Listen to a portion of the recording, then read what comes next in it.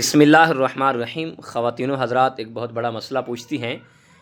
کہ محترم مسئلہ یہ ہے کہ جب شادیوں کی تقریب ہوتی ہے، رشتہ داروں کی شادیاں ہوتی ہیں یا کوئی تعلق والوں کی شادیاں ہوتی ہیں، اس تقریب میں بے پردگی ہوتی ہے، یعنی شادی ہالوں میں چلے جاتی ہیں، وہاں کوئی پردے کا نظام نہیں ہوتا، تو اس صورت میں کیسے جانا چاہیے؟ کیا نقاب کر کے جانا چاہیے یا بغیر پردے ہی جا سکتی ہیں؟ اس بارے رہنمائی فرما دیں۔ اور بہت سی خواتین یہ بھی کہتی ہیں کہ ہمارے جو شوہر ہیں، ہمارے جو خاوند ہیں، وہ ہمیں کہتے ہیں کہ بال کھول کر جائیں اور بن سور کر اور پردہ نہ کریں، نقاب نہ پہنیں، ایسے ہی جائیں، تو اس بارے ہمیں کیا حکم ہے، کیا کرنا چاہیے؟ اور دیکھیں، سب سے پہلی بات تو یہ ہے کہ پردہ جو ہے آپ کو کرنا چاہیے،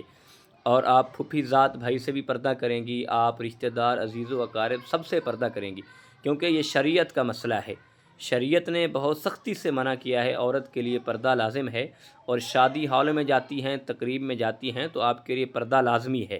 اور رشتہ داروں کی شادی ہو، عزیز و اقارب کی شادی ہو، یا کسی تعلق والوں کی شادیاں ہو، شادی ہالوں میں اگر ایک صورت ہے کہ اگر خواتین کا نظام علیحدہ ہو ہال کے اندر، وہاں کوئی مرد داخل نہ ہو، وہاں مرد نہ پہنچے، تو پھر تو آپ بغیر پردے کے جا سکتی ہیں۔ اگر وہاں غیر مرد ہوں اور جوان ہوں، سارے بے پردگی ہو، تو پھر شریعت کا وہی مسئلہ ہے جو پہلے ہے کہ آپ پردے کی صورت میں جائیں گی۔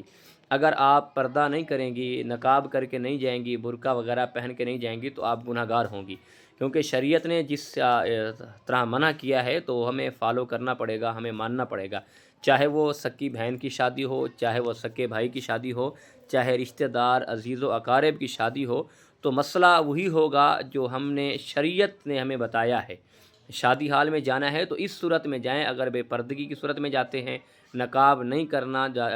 کر کے جاتی، تو پھر ایسا ہے کہ آپ ایسی صورت ہو کہ وہاں غیر مرد نہ آئے اندر، اور اس کے بعد وہاں ساری خواتین ہو، کھانا دینے والی بھی، اور اگر غیر مرد آتے ہیں، آپ کا پردے کا مسئلہ ہے، تو اس صورت میں آپ نقاب کر کے جائیں اور آپ برقع پہن کے جائیں، تاکہ غیر مرد جو ہے اس کی نظر آپ پر نہ پڑے۔ اگر غیر مرد آپ کو دیکھے گا، آپ غیر مرد کو دیکھیں گی، تو یقیناً آپ گناہ گار ہو جائیں گی، رب کی بارگاہ میں آپ کی پکڑ ہوگی، اس بات کا آپ کو حساب دینا ہوگا۔